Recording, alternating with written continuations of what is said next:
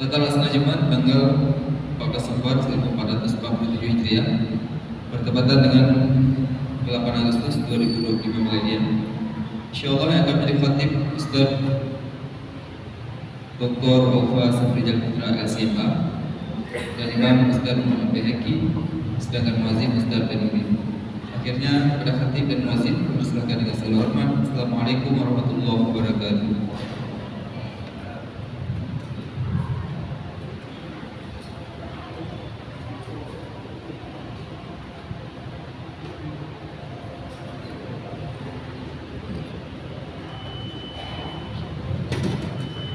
Assalamualaikum warahmatullahi wabarakatuh. Waalaikumsalam.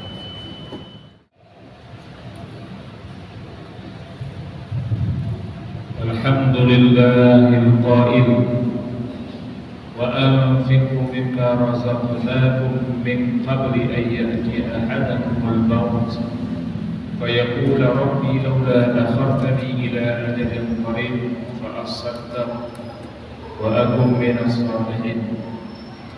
Wa salli ala rasulillah as-sadiqil amin al-qail raka'atani khafifatani mimma tahqiluna wa tadkhilun yaziduhuma hadha fi 'amali ahabbu ilayhi min baqiyati dunyakum. Sadaqallahul 'azim wa sadaqa rasulul karim wa nahnu ala dhalika minasyahidin wasyakirin walhamdulillahi rabbil alamin. Hadirin sidang jamaah salat Jumat yang dimuliakan Allah Subhanahu wa taala. Setiap manusia itu tak luput daripada kesalahan. Hanya satu-satunya manusia yang sempurna ialah baginda Rasulullah sallallahu alaihi wasallam. Dan sebaik-baik orang yang berbuat kesalahan itu, berapa cepat dia membutuhkan waktu untuk memperbaiki kesalahan itu. Ada sebagian dari kita, ketika dia berbuat salah, kadang-kadang hanya membutuhkan waktu 1 jam untuk memperbaikinya. Katakanlah ketika ada orang yang salah jalan, sesat jalan, dia hendak menuju ke sebuah tempat, tapi jalan yang dia tuju salah masuk, sehingga dia berputar-putar jalan itu, mungkin membutuhkan waktu 1 jam untuk memperbaiki sehingga dia sampai ke tempat tujuan yang dia inginkan. Ada juga kesalahan yang dibuat membutuhkan waktu 1 hari untuk kita perbaiki. Contohnya ketika orang salah masak, salah bumbu, ataupun tercelup sesuatu yang mungkin di luar daripada resep. Katakanlah mungkin biji daripada buah asam, masuklah dia ke dalam gulai yang sedang kita masak, maka hasil yang kita inginkan tentu tidak sesuai. Rasa gulai itu akan menjadi pahit, dan waktu untuk memperbaikinya mungkin membutuhkan waktu 1 hari. Kenapa? Besoknya mungkin kita akan lebih teliti lagi di dalam memasak. Kemudian juga ada seseorang yang membuat kesalahan membutuhkan waktu 1 minggu untuk memperbaikinya. Contohnya ketika kita salah makan, ketika kita salah mengunyah, kita memakan yang membahayakan perut kita, yang membahayakan badan kita, sehingga dalam waktu 1 minggu itu kita tidak bisa makan apa yang kita inginkan. Kita harus menahan. Dan 1 minggu itu juga kita nggak akan bisa merasakan bagaimana enaknya tubuh kita. Dan setelah 1 minggu itu barulah kita bisa sehat kembali.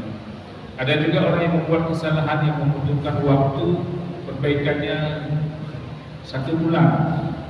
Contohnya ketika kita memangkas rambut, kita datang ke tukang pangkas, kita menginginkan agar dipotong sesuai dengan selera kita. Tapi ketika sampai di tukang pangkas, rupanya salah dia potong. Membutuhkan waktu 1 bulan. Ketika tumbuh kembali, nanti baru kita datang kembali ke tukang pangkas untuk memperbaiki rambut kita. Ada juga orang yang membuat kesalahan membutuhkan perbaikan 6 bulan. Contohnya adik-adik kita, mahasiswa kita, ketika dia hitung-hitung, kemudian nilainya C atau D, dia membutuhkan waktu 6 bulan untuk memperbaikinya. Kemudian ada juga orang yang berbuat kesalahan membutuhkan waktu 1 tahun dalam memperbaiki kesalahan itu. Contohnya anak-anak kita yang tidak naik kelas.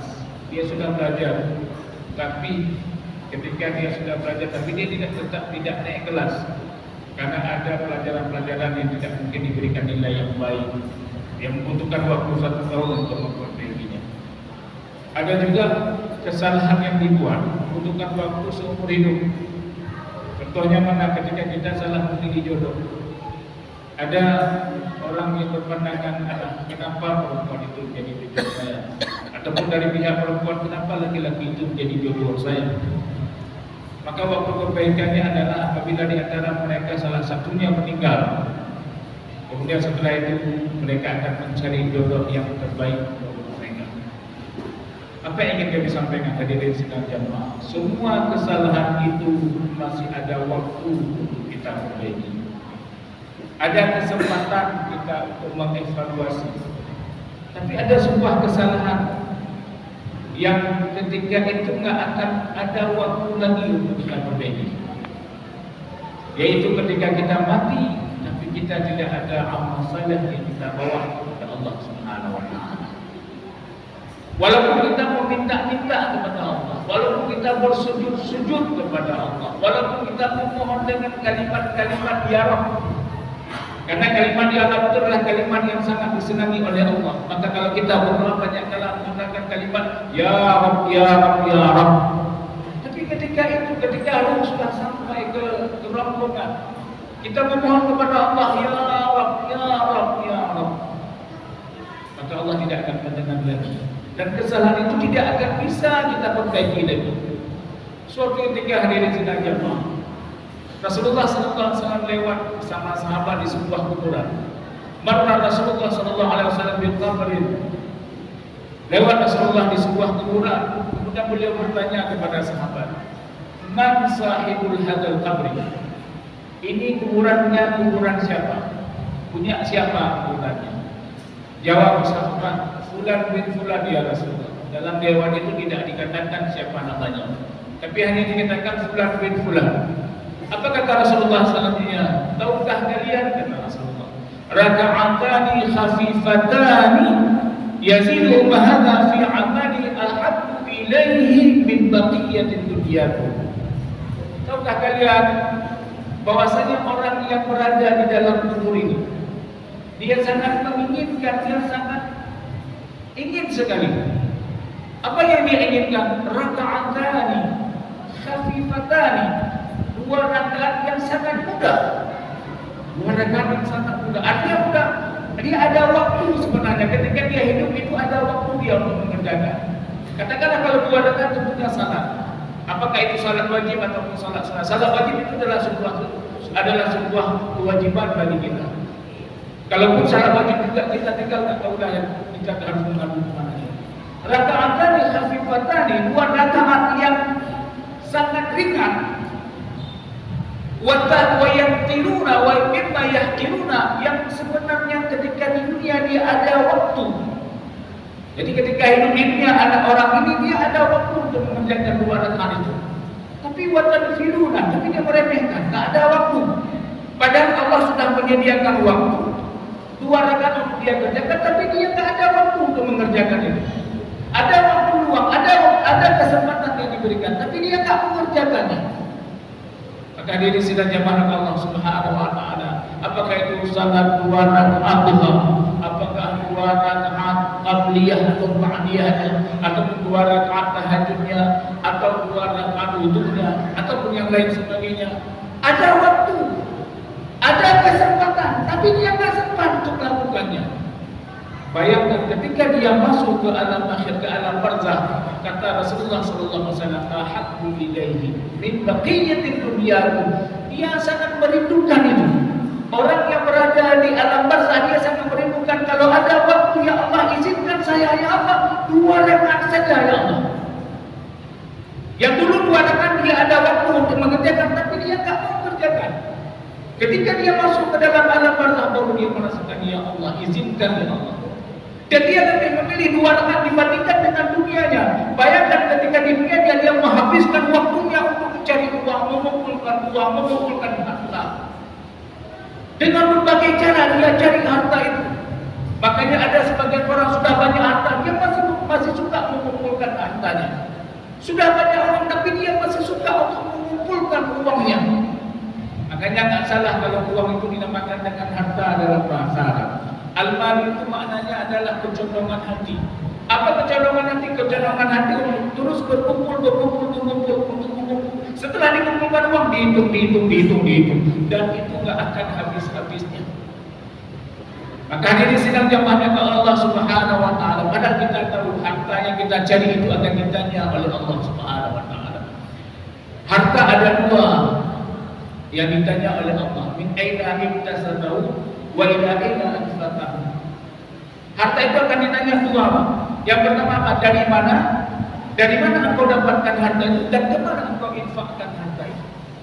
Bayangkan kalau kita salah-salah dalam mencari harta dan salah-salah ke mana kita infakkan, ataupun kadang-kadang tidak kita infakkan. Kenapa? Karena asyik mengumpul. Maka hadirin sidang jamaah Allah Subhanahu wa taala, orang yang di alam kubur itu dia lebih merindukan kewaratan dibandingkan seluruh hartanya yang ada di dunia ataupun pekerjaan yang dia cari selama ini. Dia lebih mencintai kewaratan itu. Tapi semuanya nggak akan bisa lagi. Kita bermohon kepada Allah, nggak akan lagi, nggak bisa lagi. Ya Rabb, kita sujud di hadapan Allah memohon. Allah mengatakan tidak akan ada waktu lagi diberikan kepada kita. Itu hadis. Jadi dua rakaat. Yang kedua ada ayat yang menjelaskan. Kata Allah Subhanahu wa taala apa? Wa anfiqu mimma razaqnakum min qabli an ya'ti ahadakumul maut fa yaqula rabbi laula akhartani ila ajalin qarib fa asaddaq. Kata Allah Subhanahu wa taala di dalam surah Al-Munafiqun, hai hamba-hambaku. Beliau panggil kita, wa anfiqu. Ayo sedekah dong sedikit. Mimma razaqnakum, dari apa? Dari apa yang telah aku berikan kepada kalian. Kenapa? Min qabli ayyati ahadakumul maut fa yaqulu rabbi laula akhartani ila ajalin qarib. Jangan-jangan nanti ketika aku minta hari ini, kata Allah.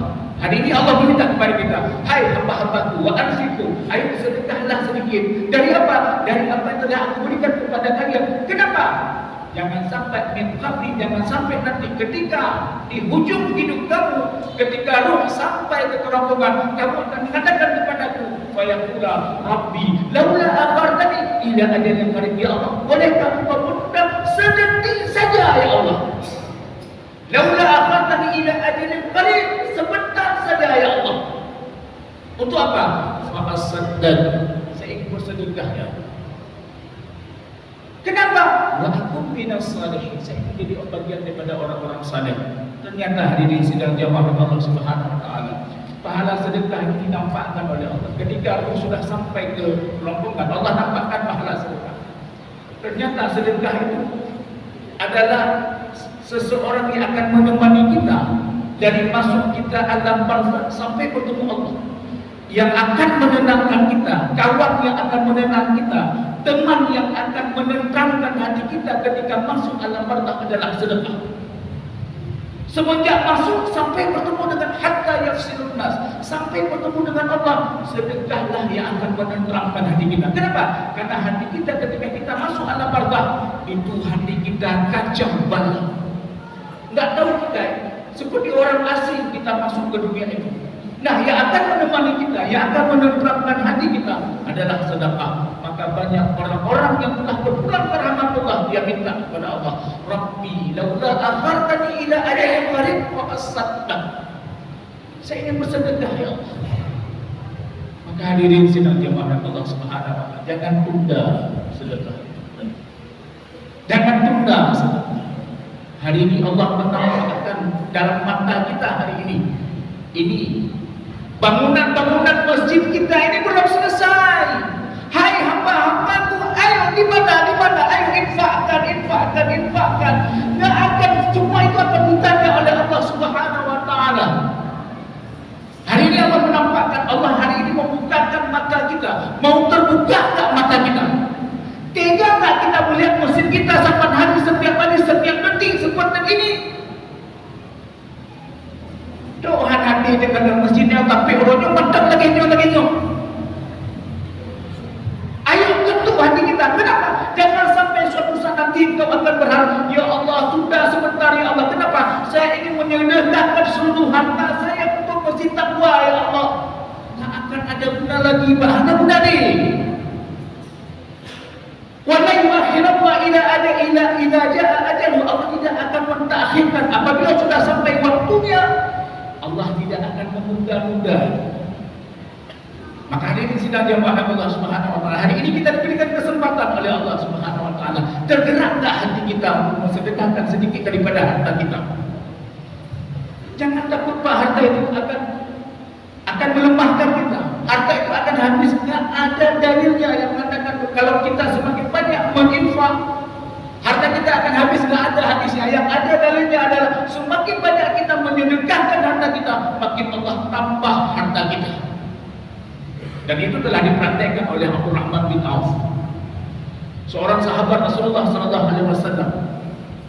Beliau suatu hari meminta miskin kepada Allah. Kenapa? Karena beliau mendengar hadis Aisyah yang mengatakan orang kaya masuk syurga itu dengan merangkak.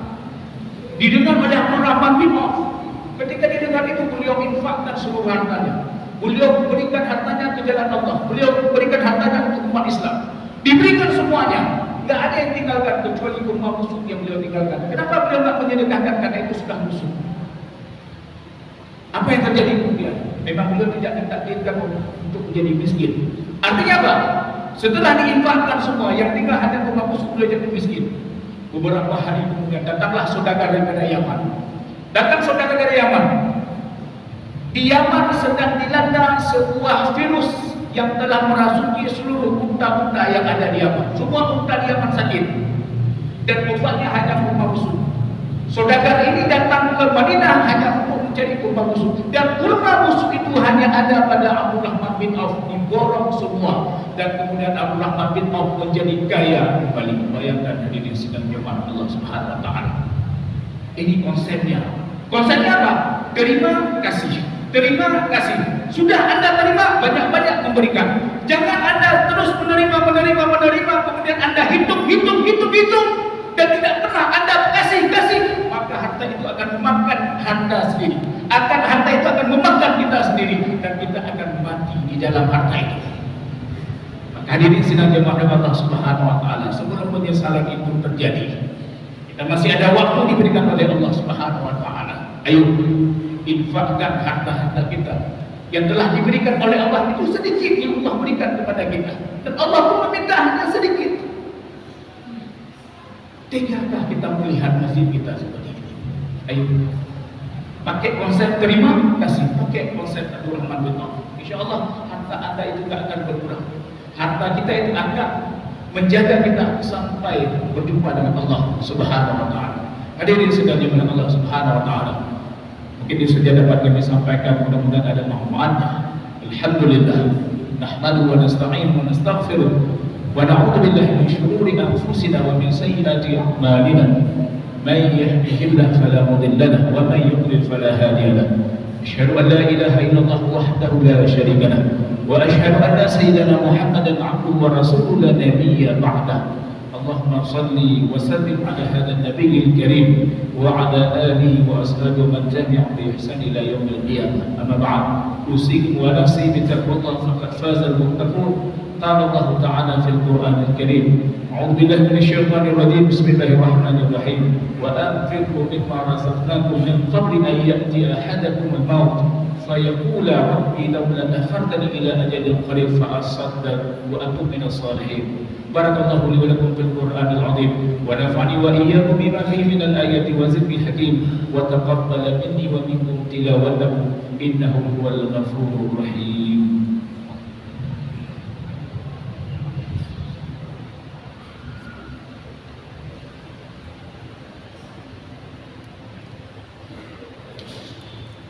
Alhamdulillah wa kafa, wa salli ala rasulillah al-mustafa wa ala alihi wa sahbihi wa man wafa. Asyhadu an la ilaha illallah wahdahu la syarika lahu wa asyhadu anna sayyidana Muhammadan 'abduhu wa rasuluhu la nabiyya ba'dahu. Allahumma salli wa sallim ala hadzal nabiyil karim وعلى آله وأصحابه ومن تبعهم بإحسان إلى يوم القيامة. أما بعد، أوصيكم ونفسي بتقوى الله فقد فاز المتقون. قال الله تعالى في القرآن الكريم: أعوذ بالله من الشيطان الرجيم، بسم الله الرحمن الرحيم، والعصر إن الإنسان لفي خسر إلا الذين آمنوا وعملوا الصالحات وتواصوا بالحق وتواصوا بالصبر. اللهم اغفر للمسلمين والمسلمات والمؤمنين والمؤمنات الأحياء منهم والأموات.